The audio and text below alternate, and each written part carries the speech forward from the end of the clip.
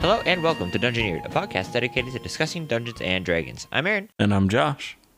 Let's do it. So Josh, last week, before the podcast, I was talking to you about a show that I have been watching a lot recently. Mm-hmm. And it's called Kingdom. It's like a Korean, I don't know why, but YouTube has been like saying, hey, you should watch all these Korean shows because apparently you're going to like them. And so I was like, okay, I'll give it a watch. And it's really corny. I'm not gonna lie, it's really, really corny, but I'm kind of enjoying it. It's essentially about like a kingdom, as the name would suggest, that has gone through some sort of weird zombie apocalypse, and it's like a medieval kingdom that these dead people essentially have come back to life and are destroying the kingdom. Mm-hmm. And it's very interesting because it's like has like a weird. I mean, I'm trying not to spoil anything for people who might want to watch it, but it has like a weird complex between the leadership of like two different groups within the kingdom. Yeah. And how they kind of try to maintain control and order within their kingdom while this like plague is going on. Mm-hmm. And so I thought for the Lukewarm Open this week, we should do something related to political figures and like kings. And specifically, I want to talk about like creating a king and how you create like a king or a political leader of any kind, and then dive a little bit deeper into what we look for when we're talking about flaws or like even positive characteristics and character traits. So when you're creating a king, because I don't know how often you make political figures or how often political figures are involved in your game, but what do you like to do when you're creating a political leader? Obviously, these political leaders need, certain personality traits and things like that. So what's kind of the thought process behind creating a king or or political figure for you? Well, it would need so in terms of how often I do it, I think it really depends on what we are actually going to like. Like in my current campaign, I don't make him at all because there's just not any space. Well, because it's like, post-apocalypse. Apocalypse. Yeah, and so like they're not the story we're playing out is not one of a bunch of different kingdoms or a bunch of different domains where there are leaders. It's like they know of 4 at this point, and 2 of them are pretty much non-existent anymore. Right. So I haven't had not really a big space for political leaders within that system. I mean, obviously there can be, there's still a lot of politics. Absolutely. Mm-hmm. For sure.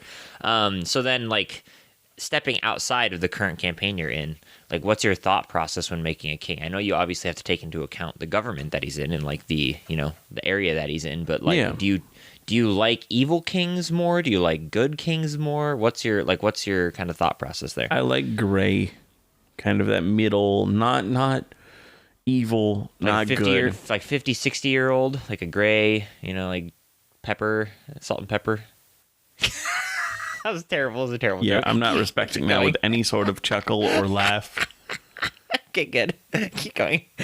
No, I'm just doing what you do constantly, okay? Okay. I mean, morally gray. Constant.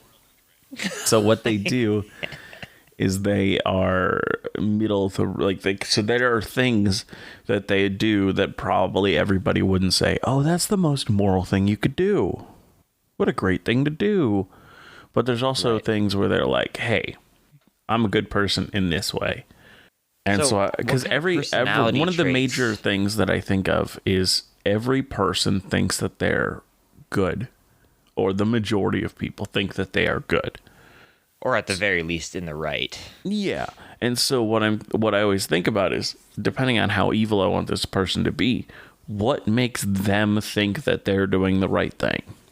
So if I want them to be tyrannical and have slaves and do all these bad things, what about that did they see as correct?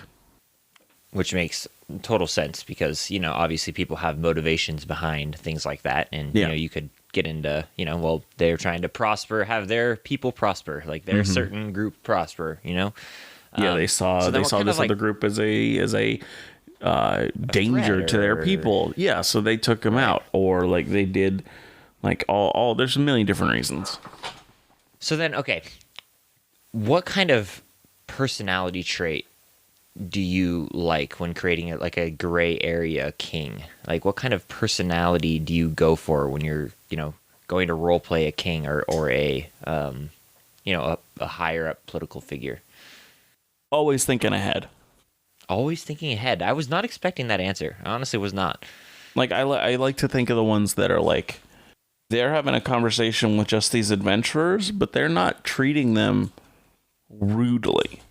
Because they know that adventurers could later become super powerful and gain super good allies. So they're like, hey, let's be nice to them now.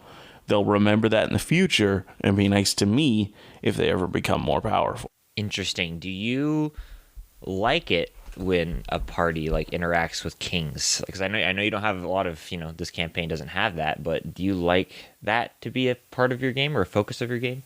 Well, I've already started on my next campaign. We've already done a few one-shots in it. And the very first thing that I had them do was pretty much do something so heroic that got them knighted. So yes, I do like it. I wanted them to be immediately connected to this one nation in the world.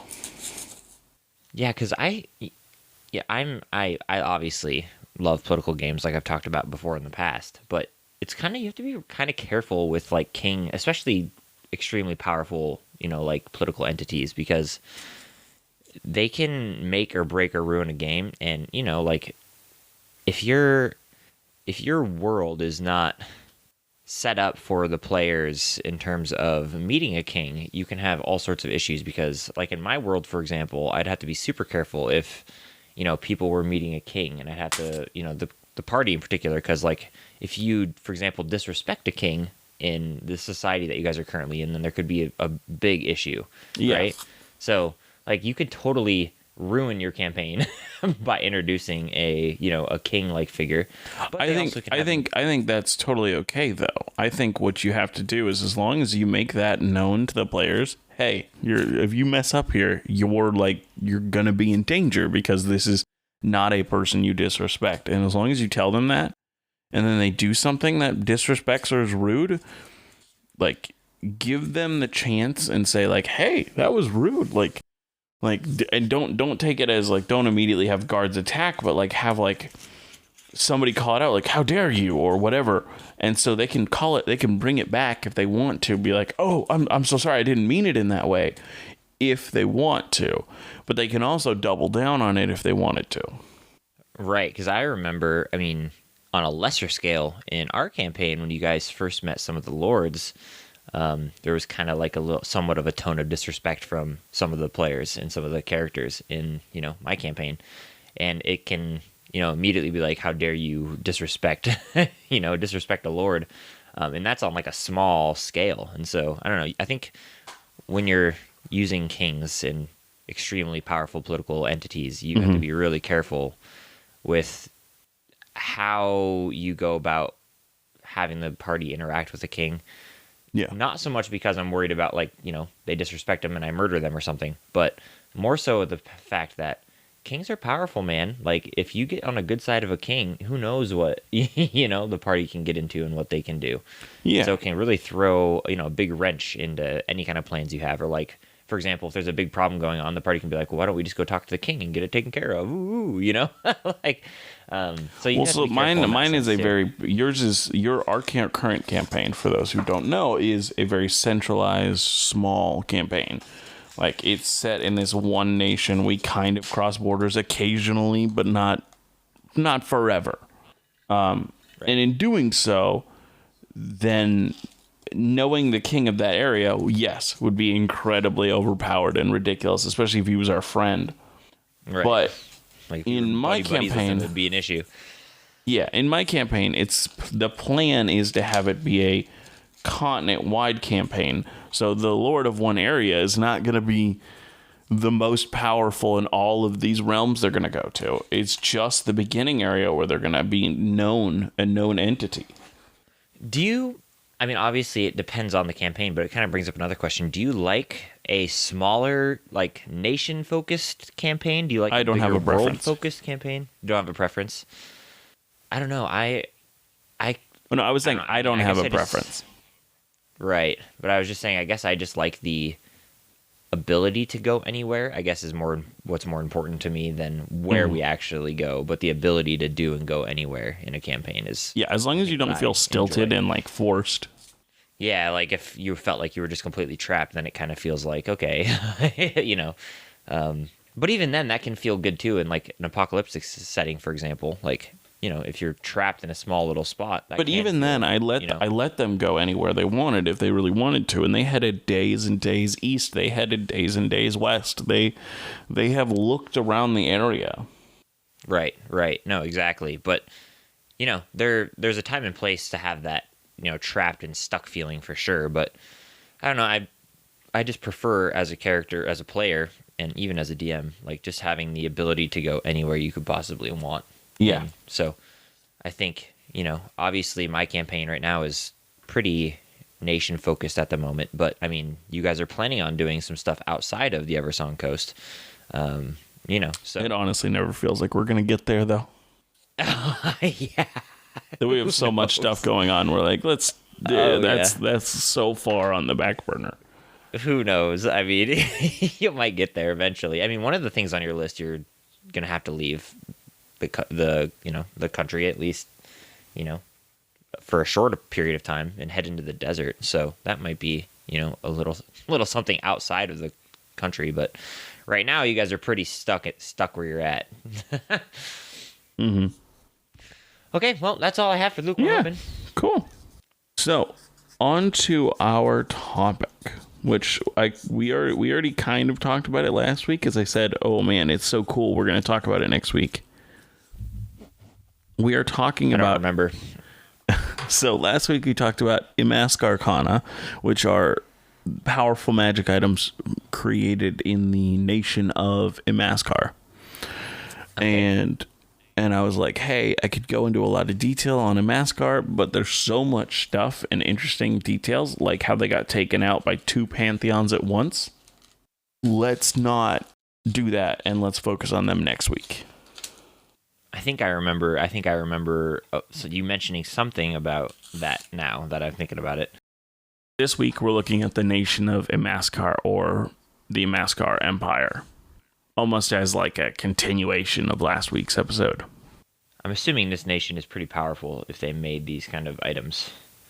Yes, they are incredible. Like their king is known as the Lord Artificer. Okay. Yeah, that's a pretty big thing. So that is what the ruler of their nation is known as, because their people are so well known for being wizards and artificers and incredibly powerful that like it is known around the world.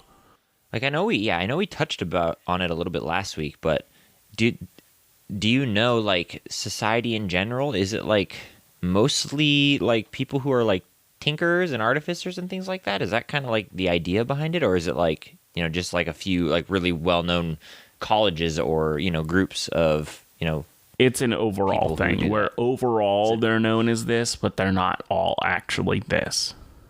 Okay, yeah, that's what I figured, but it'd be kind of a fun and interesting society to make if you made like where the entire society functions exclusively around the idea of making like steampunk equipment or magical equipment or artifacts. Could be interesting.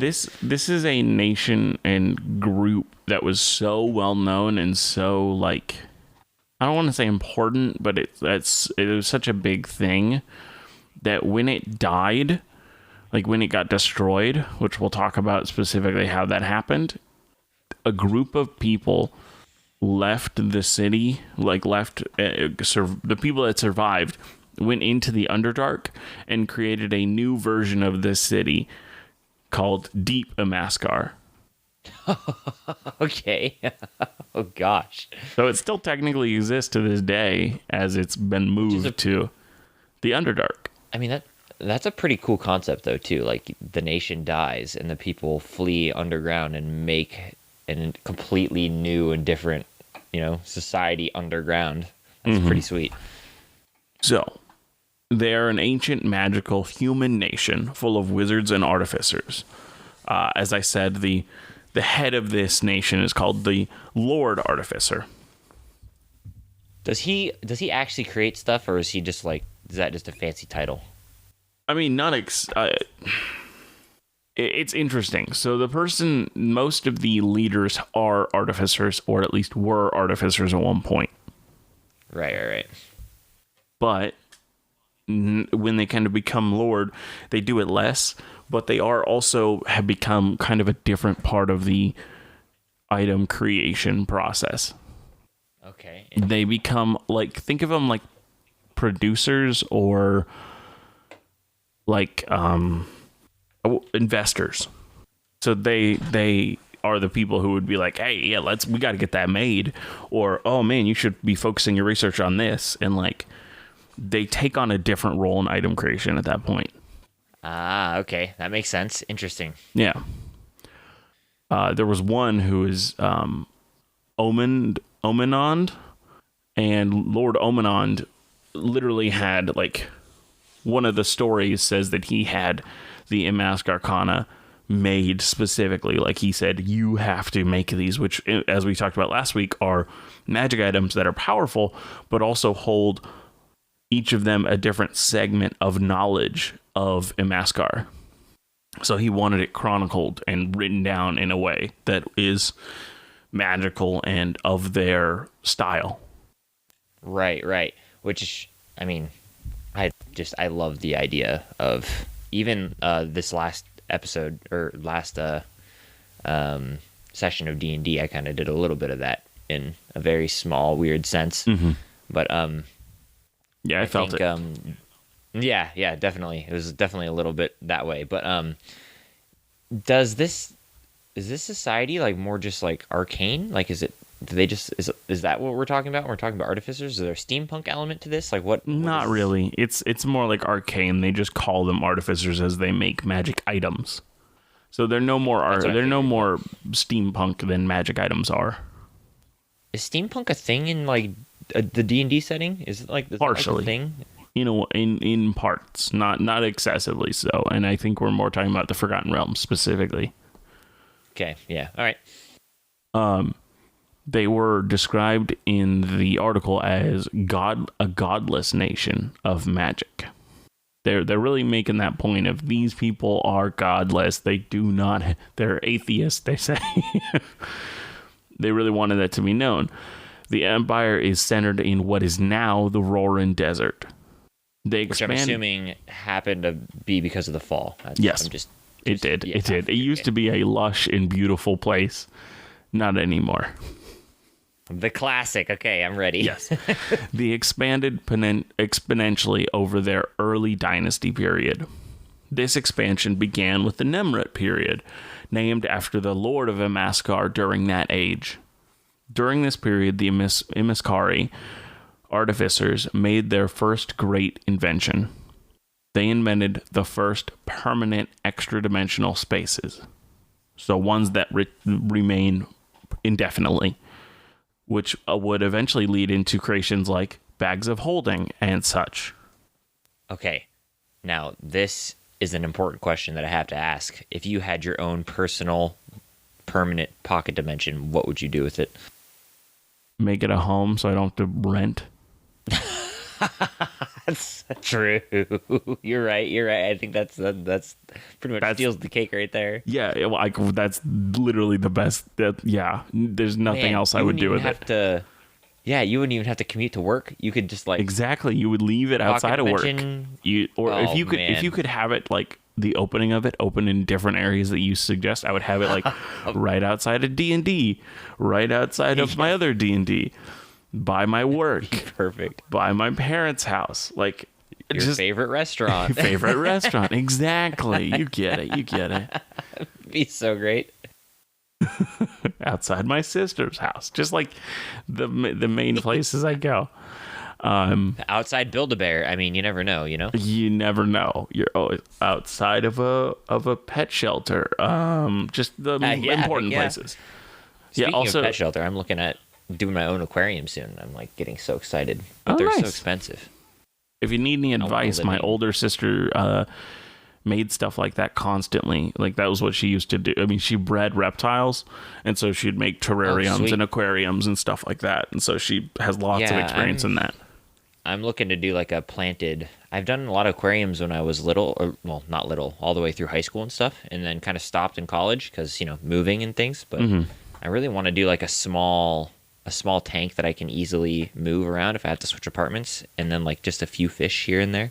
Yeah. But I want it to be like planted and living. That's what I really want. Yeah, make it an ecosystem. Anyways, off topic. Continue. Very off topic.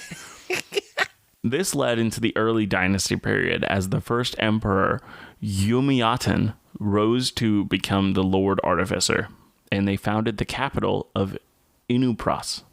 During this time, Imaskar created one of their most helpful technologies called Bakari spires, which were two-way portals which allowed large groups to quickly traverse their lands, allowing them to quickly expand eastward across Faerun.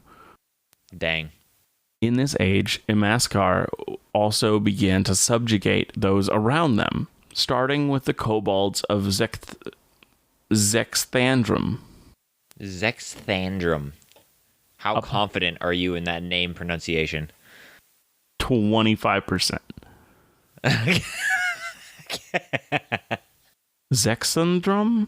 I don't know. I think Zexthandrum is the only one I could think of how that would be pronounced. It's Zexthandrim. Zexthandrum seems Zexthandrum. like it would be it to me, but Yeah. I have no idea. Upon their subjugation, Imaskar demanded tributes of gold and gems. Now, the kobolds did comply, but not fully, for they withheld the best gems from them. This was ultimately discovered. Yeah, they are in trouble. And the Empire became insistent on punishing this act, which they saw as treachery. Now, they punished them in an incredibly weird and interesting and magical way. They removed them from their homes. That's what they're doing. But they did it in a weird way. Okay, I was like, that's not weird or interesting. So, no, that's pretty normal. They punished them by removing them from their homes, the tunnels where they worked for these gold and gems. They did this by creating two types of golems. One is portal golems, and two is shepherd golems. The shepherd golems would chase and what? Did you say portal golems? I did. Oh gosh. Now the shepherd golems would chase and attack the kobolds and shepherd them towards the slower moving portal golems that would teleport them away. Wow. I mean, this was very successful. Also, the episode we just had, the D&D session we just had too. Yeah, it is similar. This was very successful, and the fate of the kobolds is still unknown. Now, this was not much of a strain upon Imaskar, as while this was going on, they were subjugating the dwarves of Shiannala and the Tongan, another human society. So, did the kobolds just like disappear? Like they're just gone now? For all we know, yeah. For all that's written in the lore, these kobolds could be literally anywhere. They could have teleported them to the dimension of fire. The elemental plane of fire, and they just died. We have no idea where they moved them to. That's so sad. Yes, it is. Now, while they subjugated those, they annexed many others, so they were growing exponentially at this rate. In the next age, Imaskar split between Upper and Lower Imaskar. This created a period called the Middle Kingdoms period. Each side, Upper and Lower, founded new capitals.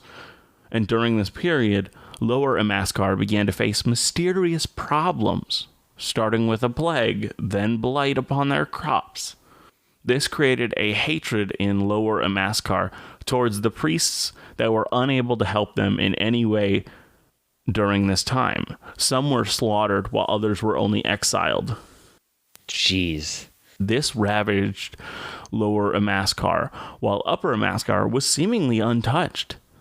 Lower Imaskar only survived this period because their enemies did not capitalize upon the weakened state of the nation. This dark and weakened period lasted until Lower and Upper Imaskar were reunified. In this weakened state and trying to rebuild Imaskar, they built 2 more Bakari spires, set to areas where magic was seemingly unknown. There, they enslaved hundreds of thousands of people. These people brought with them their cultures and their beliefs. And despite the wizards of Imaskar doing what they could, the belief in their deities held strong amongst these people. Imaskar is a pretty crazy imperialist empire for sure. Oh, very much so. They're taking over. They're like, hey, slaving everybody. We're weak. Let's just get a bunch of slaves real quick, and we're just going to take them from someplace that pretty much can't fight us like back. a Band-Aid. Yep, just cover it up. Of the places they grabbed people from, they believed in 2 pantheons, the Mulhorandi and the Yunthrek pantheons. There was such diversity despite being from the same plane, but they were also from different times and areas in that plane. So they stole people, like, think of it like Earth. They stole people from Earth from all different eras and then just said, hey, learn to live and be our slaves in our world. Jeez, yeah, holy cow. They're taking it to the next step. Yeah.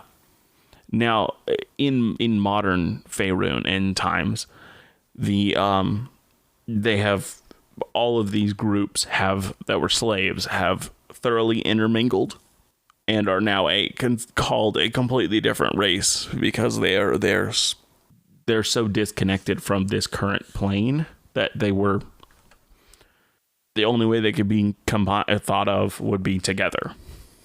Huh, that's interesting. Now, the wizards of Imaskari created a planar barrier to prevent any of these pantheons from interfering with their slavery of their people. Gosh, dang, dude. Let's just build a wall around the gods, you know? Yeah. This was not to last, though, as the god of all the pantheons, Ao, who saw the whole multiverse and ruled over all of it and their deities, saw this and was displeased. He destroyed the barrier, allowing both pantheons entry into the world of the Forgotten Realms, Toril. Uh-oh.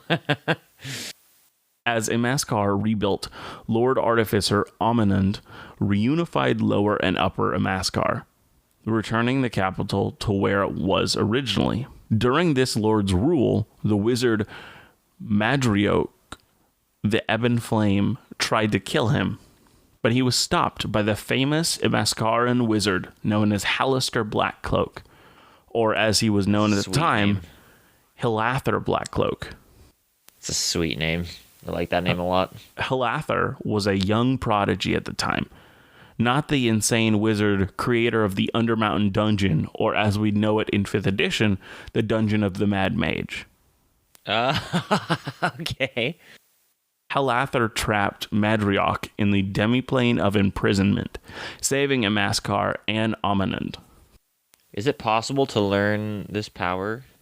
Not from a Jedi. Okay, good. Okay, good. At this time, all day yesterday. Hey, I did it once. Yeah, sure, right. At this time, the Mulhorandi and Yunthrek pantheon were powerful enough on this plane and manifested themselves in a mountain range in the northeastern side of Imaskar, now known as the God's Watch Mountains. These manifestations, avatars, and incarnations of these gods descended the mountain and met with their people and bestowed upon them many blessings, granting some priesthood while others were transformed into divine minions. And with this increased power and forces, the slaves of Imaskar rose up. Uh-oh. The forces were too well located as all of this empire had slaves, and they were too powerful. And many powerful wizards of the empire fell. Before they fell, many tried desperate and dangerous attempts to destroy their enemies. I really realized as I was doing research this week that one of the most dangerous things in D&D is a wizard stuck in a corner and afraid for their life. Bombs, baby. Blow it all up. At the palace of the Purple Emperor, where the Lord Artificer resides, they summoned an elder evil known as... Oh no, I got auto-corrected. Hold on, let me pull up the name. Known as autocorrected. Okay, that's a great elder evil. I love him. The elder evil known as Pandorum, where they imprisoned Pandorum, hoping to trap and use its power as a deterrent and a way to win this war. By the time that the walls were breached of the Palace of the Purple Emperor, they were unable to figure out how to do this. Uh-oh. And they were all slaughtered. Yeah. At the Jorhat Citadel, one of the last places broken into, the artificer Mardava cast a spell that accidentally killed nearly everyone within, from the enemies breaking in to her own people, and turned her into a giant, powerful undead known as a Nightwalker. Are those like really tall, weird-looking things? Yes, the ones that have horns and kind of just suck the energy of those around them. Yeah, those ones. Yeah, those are super cool. I like those things a lot. They're super cool. Now, as we talked about last week, during these wars, this rebellion and revolt, the Lord Yuvaraj fell in battle when he was carrying some of the Imaskar Arcana that we talked about last week. Oh. The energies released during during his fight at the end when he died, just kind of like the magic energies just kind of exploded and turned the fertile Roran Basin into a desert.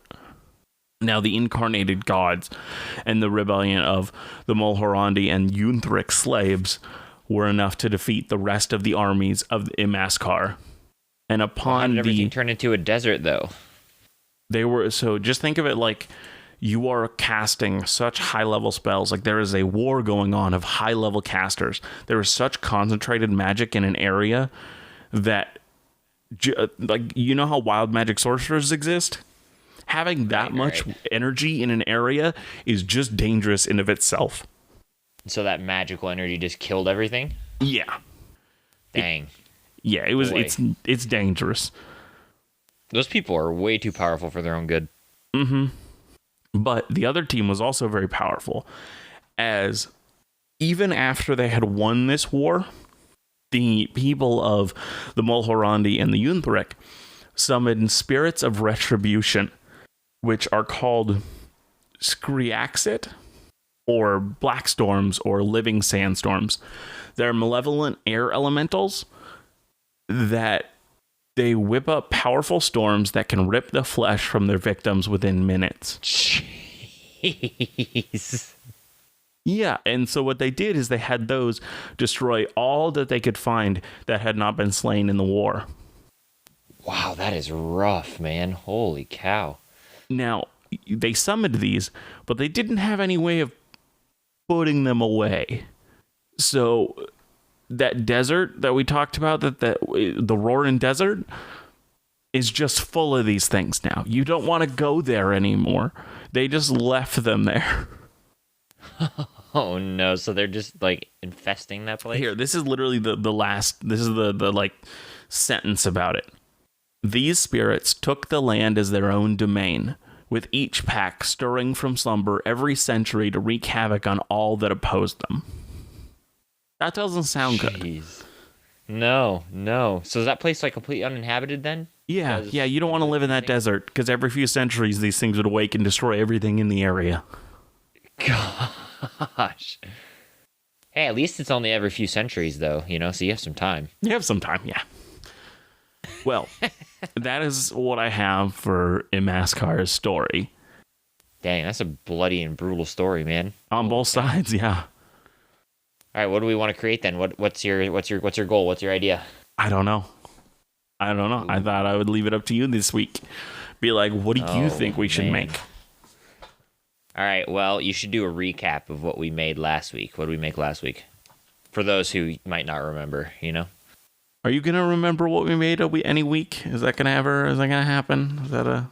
I do the research. I don't have to think of the thing. Yeah, of course I remember. I mean, of course, of course I do. It's just for those who don't, just a quick update, jot the old brain muscle, Something about magical items, if I remember correctly. What did we create last week? We created a bunch of magic items. that were like powerful world-shaping items. One that was like a magical anti-magic sphere. Yes, we did the anti-magic sphere. We did the magic sphere. Right. And then the anti-magic area was literally, so as the world was being destroyed, the area that had, there was, they created 2 magic items, an anti-magic sphere and a super magic sphere. So what the anti-magic sphere did was it took all the magic from a certain area and put it into this other orb's area, because as magic was weakening, this area wanted to have still full magic. Right. And I think there was a third one in there somewhere. There was another one. But there was another one, but it's somewhere there. Yes. I'm sure we can, But anyways. So in terms of that, what do you think for this week? I don't know. I mean, obviously the topic is around a massive empire. So do we want to create just a massive empire that has formed? And how they rose and fell through history? Oh, no, I got it. I know what we create. Okay. Oh, okay. So we create a super magic nation like Imaskar. But as magic started to die, they no longer had control over their slaves. And they only had the ability to turn right. And we'll call them NASCAR. So bad. So bad. So bad. Well, I'm not even dignifying it with a response. I'm gonna bow out now. I'll let you continue. Yeah, I'll finish out this episode, Aaron. You just get out of here. I can't even work with you this week. My brain is in a mood. Okay, but I like the idea of creating a magical empire. I mean, I think that would be really fun. I think that was what we should do, because that's what Imaskar is all about. So I think we should do that for sure. Mm-hmm. But what do we want? What do we want to do for their demise? Do you actually want to do slaves, or is this? I mean, I kind of love that idea of I don't know if it would be slaves exactly. They could be like familiars or like magical slaves. The Great Familiar Rebellion of 1738. I remember those days well. I mean, that's not a terrible idea. I don't even know what that would look like, because elementals. Okay. I think familiars in general. I think dragons, like pseudo dragons and such, that are all considered familiars, but technically D&D's like, that would be too powerful, so we're not going to let you actually take that as a familiar. Okay, yeah, I like this idea of big magic empire. They lose control of something, or something bad happens, and that thing that they lose control of ends up destroying them. I think that's a fun concept that we should stick with and do. But let's just play it out as we go. So let's create this empire. When do we want this empire to exist in our kind of world timeline? Is it right after the well, so I think it exists early on. Like early? Like super early on. And so they have just built up, become a superpower. We talked about when magic first was created, some people who had discovered its capabilities, maybe then, and they formed a big magic empire before everybody else could. Yeah, what if it's them? That's actually a good idea. Yeah, I think that's a really good idea. So unlike your NASCAR idea, that's a good idea. Yeah, true. They were the first ones though to figure out what magic is and how to utilize and capture magic, and they end up forming a huge empire for it. Yeah, with it. Okay, yeah, no, I like that. What do we see them do with this empire? Do they conquer and take over stuff? Do they make an extremely technologically advanced nation? What's their goal? What do they do?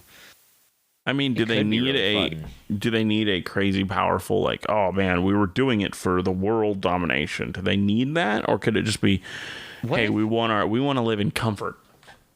What if they're part of the reason why the magic gate is closing? Maybe they built we do a Tower of Babel, and they built a magical structure that goes into the arcane gate to conquer the gods or something, to enslave the gods, and that's the things that rebelled and destroyed them. Huh. Like, That could be I mean, I think what it is, I mean, because we know it's that other creature. That's why it's actually dying, because that thing is just growing. Right. But I think that might be the gods' response to them talking of, hey, let's kill the gods. Yeah, I mean, I like the idea of a civilization actually enslaving the gods. I don't think I've ever heard or seen of something like that. Yeah, I think What would they think they have the ability to do so. Right. Yeah, like they believe that they are going to enslave and take over the gods, which is very interesting because like maybe they know that they are created by humanity in the first place. So we can conquer them. They learned the secret of the gods. That's fantastic. Yeah. And so they're like, if we created them with our own creation power, then we can control them. And so they end up, I mean, I'd imagine they end up conquering like a huge portion of the world, or at least, you know, an entire continent, and they start attempting to enslave the gods. How do they do that? What do you picture them doing? So I think at first it starts with blackmail. I think they learned of this from a god. Ooh, interesting. So they blackmail that god for a while, being like, hey, you have to keep our like actions hidden. What would be the god's purpose to tell them this? I think he's just a think they're like snitch. The best god, or they're just a snitch? He's just like a Weasley, like just real rat of a man. Do we want him to be like the god who wants to like sow chaos and trouble, but like he gets a little bit too much by doing this? Like, is he like I'm just, yeah, like if his purpose is like, his purpose is just to snitch? Because I feel like that's a little bit purposeless. Like, what would be No, I think he's a messenger god, and he's just kind of a Weasley person in general. the messenger god who's just, so he just is like delivering them the message that... Well, no, so I don't think he ever told them. I think what happened was they found out and they told him, hey, we know. What if we took it a little bit different and they captured a god and like tortured him and learned the secret? Then they had this guy hide the body. That could be interesting. And they got proof that he hid the body, so he can't tell anybody. I think I like the idea of a god like that's working with humanity for the purposes of like becoming the sole god or something. Like for the purposes of like them wanting to be the best god in the pantheon. Like no one ever was? Yes, exactly. And what they do is they travel around the world and they capture a god and deliver them to humanity in a thing called a Pokeball, right? And then humanity uses that to torment this god to learn the secrets of how gods were created. I like that. I like that this weasel exists. Yeah, I think that would be really fun. Like and maybe this god too isn't even like a very powerful god. Like maybe he's just like, you know, like a 3-year-old invented him while in his sleep one time, you know? Well, no, I like to think that he's the messenger god. Yeah, no, I like and that. So he's just kind of sees him, like, everybody sees him as, oh, you're just the messenger for the powerful gods. Right, you're a nobody, you know, and he ends up tricking a god into like getting captured by humanity. I like to think that what he does is he delivers things in extra-dimensional messages, like extra-dimensional bags, and so he traps them in one of these extra-dimensional messages. I think I like that a lot. I think that's, you know, super interesting. He like delivers the ultimate message essentially to humanity, which is here's a god for you to learn secrets through. Mm-hmm. And so humanity then, how would they torture this god, or they learn the secrets of how gods were created, which is through human, you know, creation energy. Yeah, human belief. A long time ago. Yeah. Then what happens? So they learn this, then they start. I mean, you could go something really crazy, and they siphon the god's energy, like they create like a magical artifact that siphons a god's energy, and they use that to bolster their own power to ascend up into the heavens to try to pass through the arcane gate and fight the gods. I don't think they ever got that far. I don't either, but I think that's the plan. I think that was the plan. Was, hey, we have to, the arcane gate is only triggered by the soul of the gods, of like, you have to have a soul of a god to get through. So part of what they're doing is trying to figure out a way to trap the soul of this god they have captured into something that's portable and controllable. So they try and like fly it through the arcane gate, launch it through the arcane gate. Well, no, they would just carry it like some sort of gem or something. What if they tried to like make some sort of like horrific weapon out of it, and they like built airships to like ferry it up into the sky towards the arcane gate and like shoot some sort of arcane magic death ray in through the gate. Maybe they were trying to break the gate so that they could get more arcane power. Like they just want to shatter the things between realms so that arcane energy just falls upon the land, and so that they can gain all the power. Yeah, maybe that's what they realize. That's what they find out, is that the gods are a strain on the weave of magic in the same way humans are.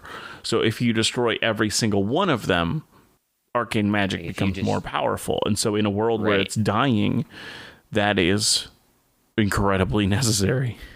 Yeah, and as they see it. Destroy the veil that like protects that keeps magic limited from the world, then we can all have a greater access to it. And so they like, I love the idea of like trying to use a god, like I picture like in a big vat, like this like immense entity that they've captured, and like they're trying to like harness his energy into some sort of arcane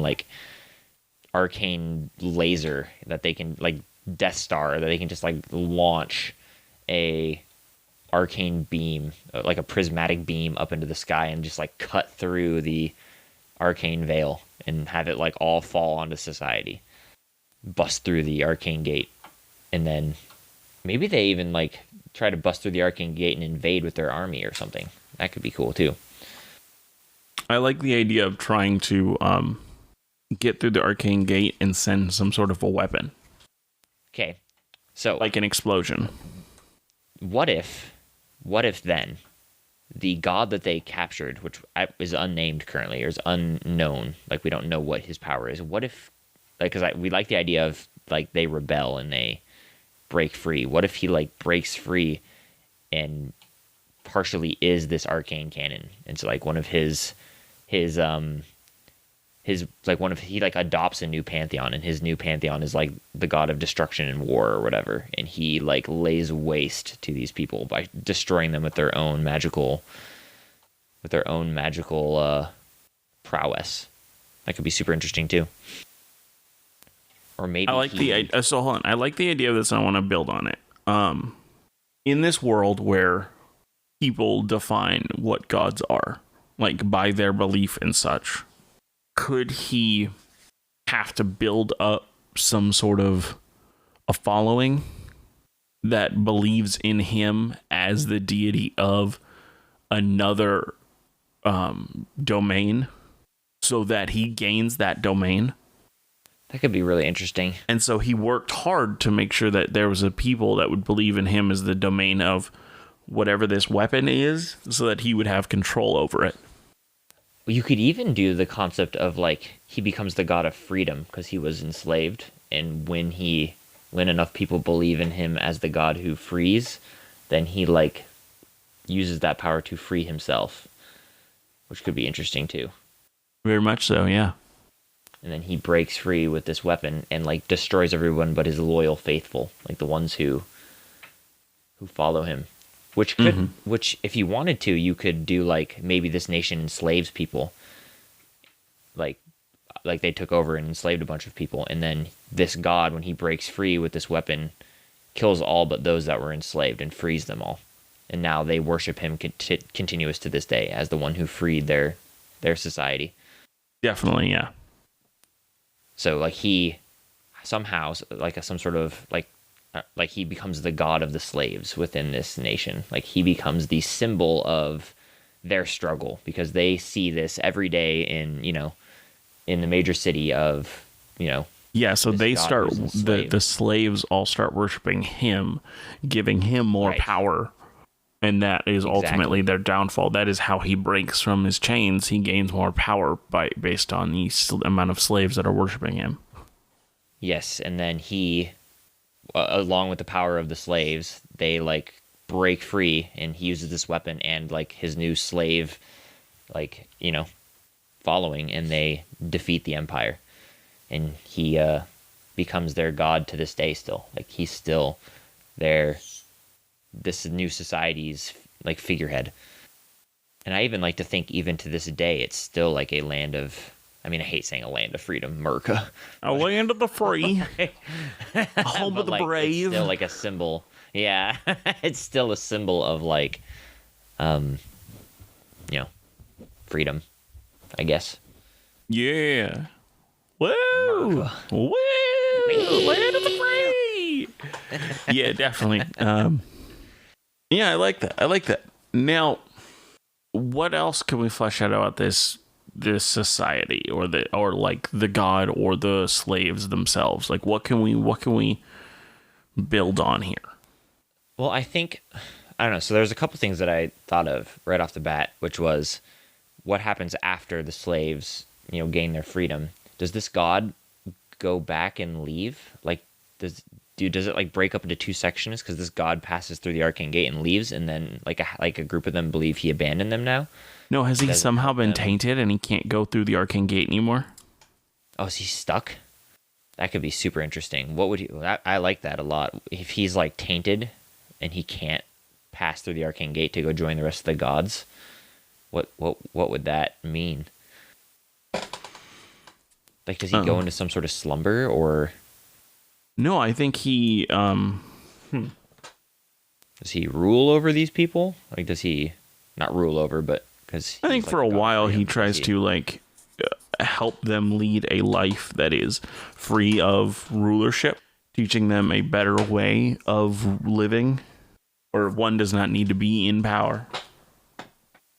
So what happens with him then if he couldn't return? Like, what does he do with his? Does he just exist now? Is he like? Does he turn himself into a mountain as a symbol of ultimate freedom and strength? Does he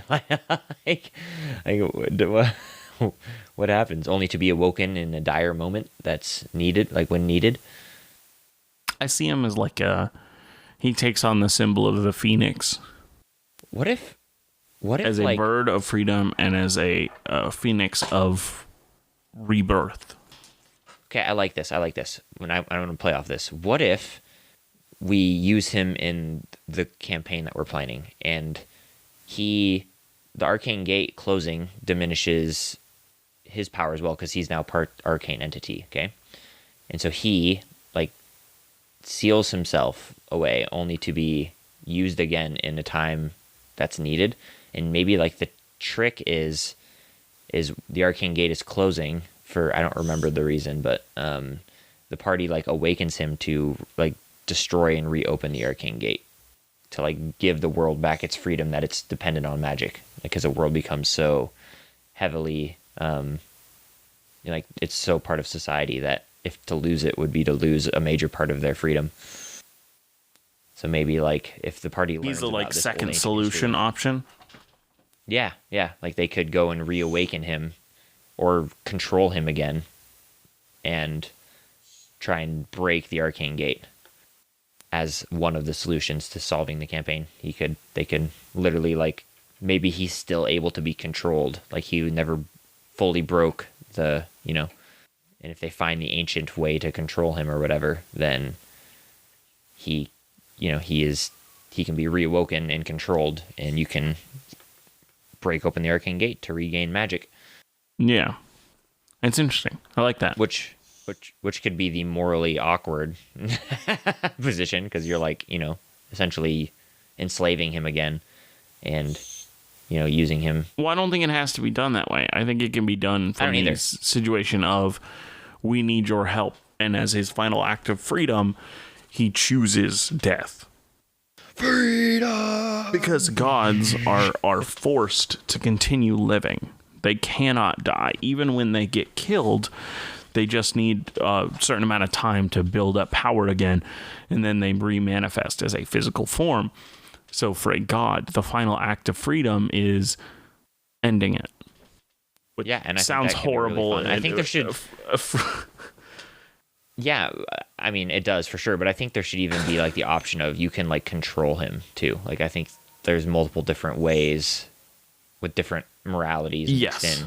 You know, like you can literally enslave him if you want and, you know, use his weapon to destroy the arcane gate. You can use him at, you know, like you could control him and kill all the gods and stabilize magic that way. You could use him and kill the creature. To kill the creature, which is drawing on magic. Right.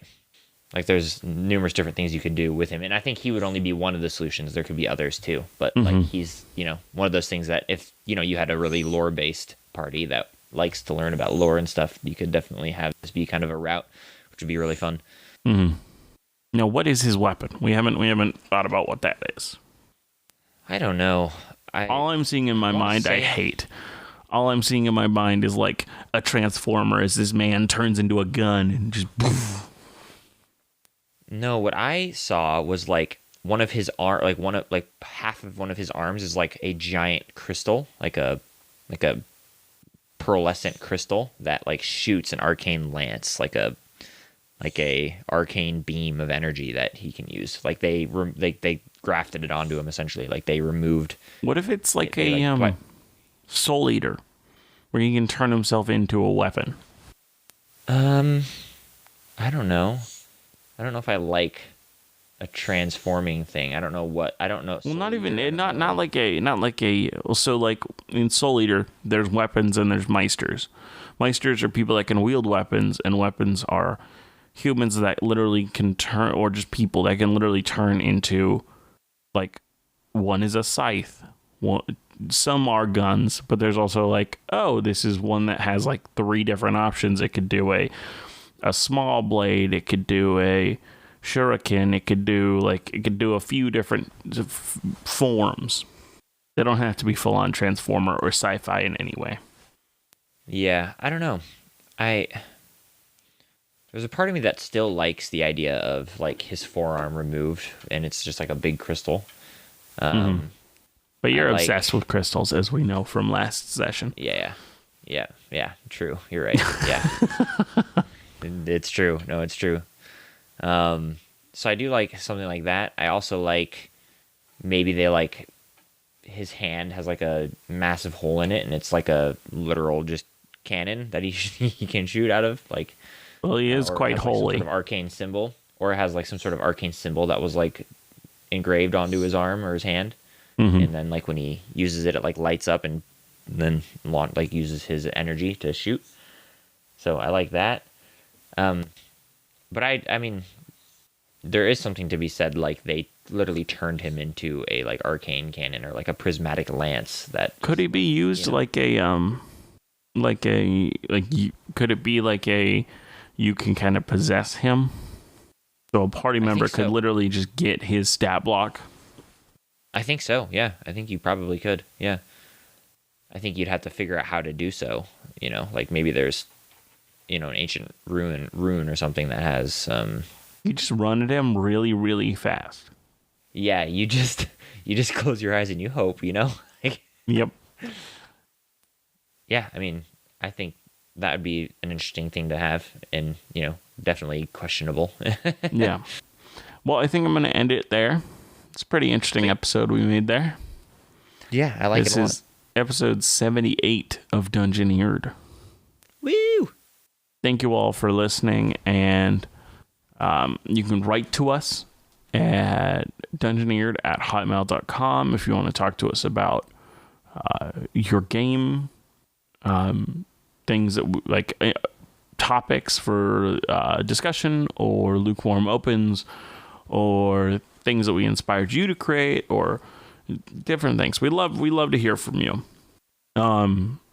if you listen to us on podcasting apps with ratings and reviews, we'd love if you write a review of the show. It really helps show that you're engaging with the show in more ways than just one, and kind of helps us get more attention to the show. Heck yeah. Anything you think of, Aaron? Nope. Okay. Well, as I always say, always remember to be the sharpest barrel in the bunch. See you next time. Bye.